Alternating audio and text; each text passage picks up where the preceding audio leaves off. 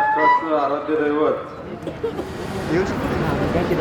या सिद्धनाथाच्या नगरीमध्ये आज त्या ठिकाणी भारतीय जनता पार्टीचे अधिकृत उमेदवार या जिल्हा परिषद गटाच्या सौ स्वातीताई शैलेजी चव्हाण, तसंच कोपर्डी हवेली पंचायत समिती गणाचे उमेदवार श्री दत्तात्रय तात्या शेला, तसंच पंचायत समिती गणाचे उमेदवार सौ अनिताताई सतीश वेता यांच्या प्रचार सभेच्या अनुषंगानं आपल्या महाराष्ट्र राज्याचे नेते, आपल्या सर्वांचे नेते, राज्याचे ग्रामविकास मंत्री आदरणीय जयकुमार गोरे भाऊ हे या निमित्तानं उपस्थित आहेत. त्यांचं या ठिकाणी कारड विधानसभा मतदारसंघाच्या वतीनं मी कोपर्डी जिल्हा परिषद गटाच्या वतीनं हार्दिक असं स्वागत करतो.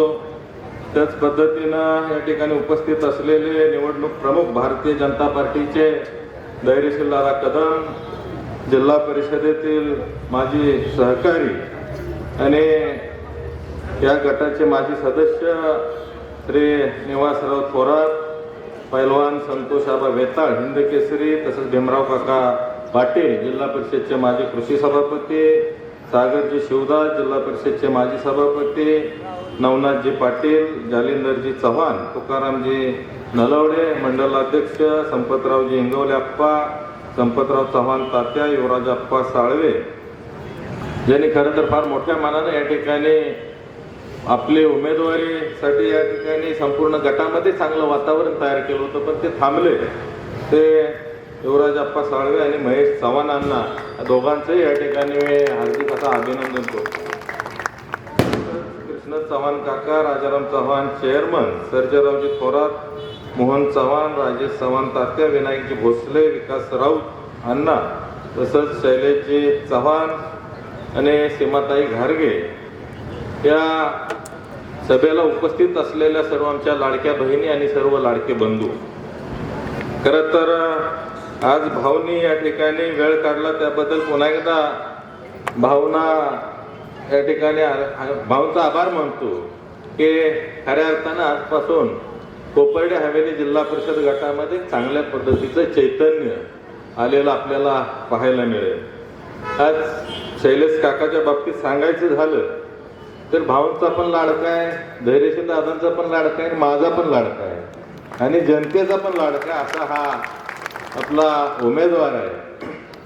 कधी कुणाला पलीकडे सर नाही म्हणणार, पण सर्वसामान्यांच्या कामासाठी कायम तत्पर असणं आणि या भूमिकेतूनच खरं तर बाकीच्या सर्वच उमेदवारांनी या ठिकाणी शैलेश काकाला उमेदवार म्हणून पसंती दिली आणि त्याच्या पाठीशी ताकदीनं सर्वजण उभे राहिला. खरं तर आज कोपर्डे या गावचं मतदान जवळपास 6,000 मतदान आहे आणि या गावाला संधी मिळणं हे सुद्धा गरजेचं होतं आणि त्या अनुषंगानं या सर्व मंडळींनी बैठक घेतली आणि आम्हाला जिल्हा परिषदची उमेदवारी द्या, आम्ही आमच्यात एकी करतो आणि अशा माध्यमातून या ठिकाणी हे नेतृत्व पुढं आलं. परंतु काही मंडळींनी या ठिकाणी फार मोठ्या प्रमाणावर आता कांगावा सुरू केला की आमच्यावर अन्याय झाला. आता मी कराड उत्तरचा आमदार आहे, माझ्याकडे तरी एकदा पण तिकीट मागितली नाही. तर मी भाऊसने विचारलं तुमच्याकडे कधी इतकं तिकीट मागितले का, तर म्हणले एकदम सुरुवातीला. नंतरच्या काळात असं ऐकायला मिळालं की फडणवीस साहेब डायरेक्ट हेलिकॉप्टरनं त्यांना तिकीट घेऊन येणार. ही असली भाषा. आणि इथं तुकारामजी नलवडे आहेत, ते माझ्याकडे एकदा आले, म्हटले इथं विनाकारण आपल्या पक्षातल्या पक्षात कुठं धुसफूस नको. तर मी जरा त्यांच्याशी बोलून घेतो. म्हटलं बिनधास्त बोलून घ्या, माझं काय म्हणणं नाही, आपल्याला या ठिकाणी सगळ्याला सामावून पुढं जायचं आहे. तर त्या ठिकाणी त्यांच्याकडे प्रस्ताव दिला की कोपर्डे हवेली गटातून माझ्या मिसेस उभ्या राहतील, मसूर गटातून मी स्वतः उभा राहीन, इकडं सैदापूर गणात मी सांगितले ते सदस्य उभे करावे लागतील. मग आता तुकारामला म्हणलं मी परत इकडं कराड उत्तरमध्ये याची गरजच राहणार नाही. ते अशा पद्धतीनं आता सुद्धा सभेत चाललंय की या भारतीय जनता पार्टीच्या माध्यमातून जरी उद्या जिल्हा परिषदची सत्ता आणायची म्हटलं तर माझ्याशिवाय सत्ताच होऊ शकत नाही. मी ठरवणार की कुठला अध्यक्ष बनवायचा.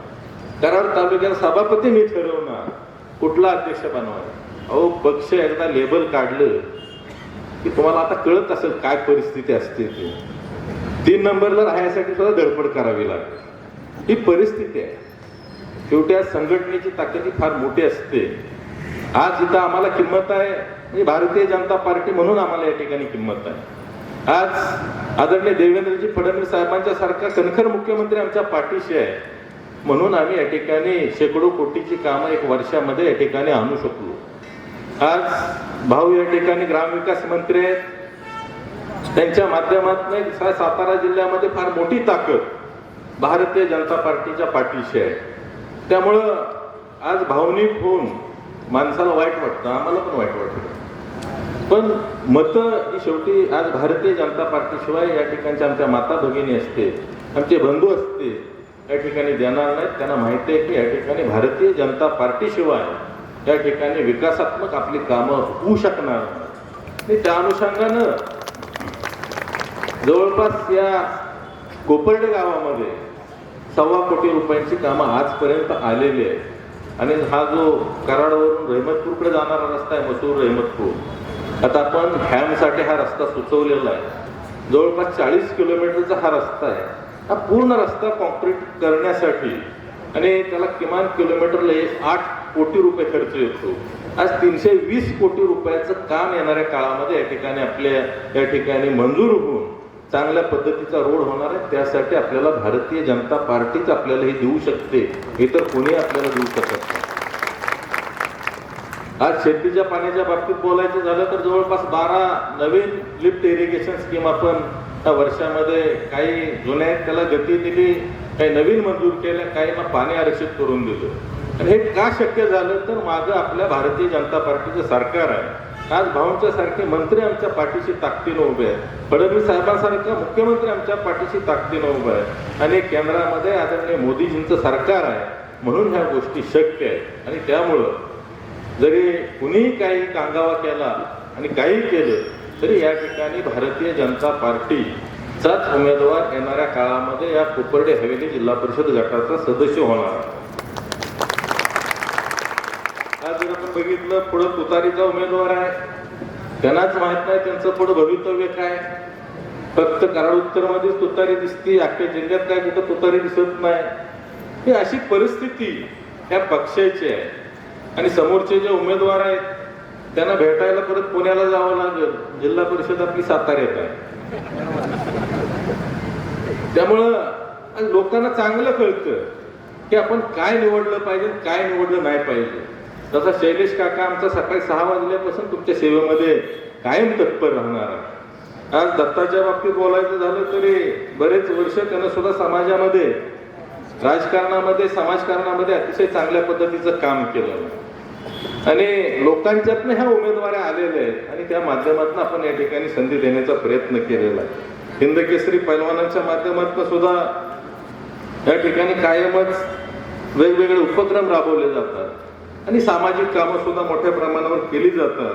आणि त्या अनुषंगाने आपण अनिता ताईंना या ठिकाणी पंचायत समितीची उमेदवारी दिलेली आहे. आणि अतिशय चांगल्या पद्धतीचे, सुसंस्कृत अशा पद्धतीचे हे सर्व उमेदवार आम्ही या ठिकाणी दिलेले आहेत. आणि आम्ही हे निवडून आणण्यासाठी दिले. त्यांचं काय तर भाजपची पाडायची, अरे पण तेवढी ताकद तरी पाहिजे भाजपची पाडायला. आज भारतीय जनता पार्टीत यायला माणसं तळमळत आहेत. पण मला आज खरं तर फार छान वाटलं की या जिल्हा परिषद गटाचे माजी जिल्हा परिषदचे सदस्य, आमचे मित्र, मला असं वाटायचं की एखाद्या वेळेला राहुल गांधी पक्ष सोडल पण निवासदादा काही पक्ष सोडल असं वाटत. पण आज निवासदादानं प्रवेश केला. आज भारतीय जनता पार्टीची ताकद फार चांगल्या पद्धतीने या ठिकाणी या माध्यमातून आपल्याला वाढलेली पाहायला मिळते. आज अतिशय चांगल्या पद्धतीचं वातावरण आहे संपूर्ण कराड उत्तर विधानसभा मतदारसंघामध्ये आहे. आज तुम्ही प्रत्येक गटामध्ये जर गेला तर अतिशय सकारात्मक वातावरण आहे. म्हणजे आम्ही एवढा 900-950 कोटीचा निधी 1.25 वर्षामध्ये कधी बघितलेला नाही. 25 वर्षाचा हिशोब काढला तर ती कुठं जवळपास पण येणार नाही. अशा पद्धतीची परिस्थिती आहे. या विभागातील हंबरवाडी धनगरवाडी योजना बऱ्याच वर्षापूर्वी 85 साली मंजूर झालेली 40 वर्ष पूर्ण होत नव्हती. आता येणाऱ्या 3 तारखेला या ठिकाणी धनगरवाडीच्या दुसऱ्या टप्प्याचं पण आपण पाणी त्या ठिकाणी चालू करतोय. पहिल्या टप्प्याचं पाणी चालू झालंय. अंबरवाडीचा पहिला टप्पा पूर्ण झालाय. आता दुसऱ्या टप्प्याचं टेंडर निघाले. अशा पद्धतीनं या वर्षामध्ये अतिशय चांगल्या पद्धतीनं या ठिकाणी शेती पाण्याचे प्रश्न, या ठिकाणी कॅनॉलच्या विषयी जे काय पाण्याचे प्रश्न असतील, पिण्याच्या पाण्याचे प्रश्न आणि अंतर्गत विकासात्मक ताकद या ठिकाणी फार मोठ्या प्रमाणावर आम्हाला मिळाली आणि त्या माध्यमातून लोकांच्या मध्ये आज भारतीय जनता पार्टीविषयी अतिशय चांगल्या पद्धतीचं सकारात्मक वातावरण तयार झालं. आणि त्या अनुषंगानं येणाऱ्या 7 तारखेला आपण सर्वच जण या तिन्ही उमेदवारांना कमळासमोरील बटन दाबून मोठ्या मताधिक्याने विजय कराल हे या ठिकाणी अपेक्षा व्यक्त करून थांबतो. जय हिंद, जय महाराष्ट्र.